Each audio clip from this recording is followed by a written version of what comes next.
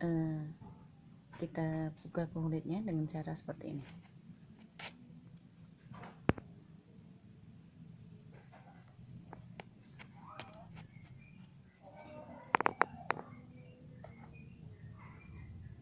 Ambil singkong yang telah dipotong-potong tadi, kemudian kita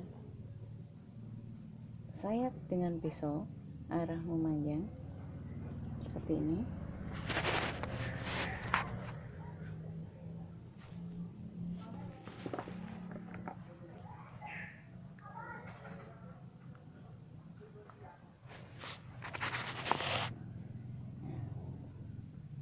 Setelah itu kita tarik kulitnya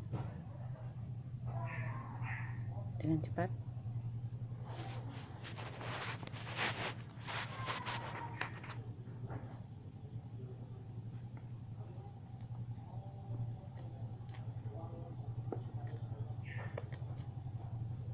Seperti ini.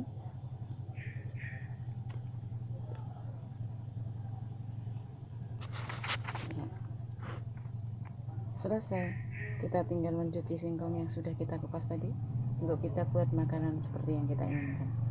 Terima kasih.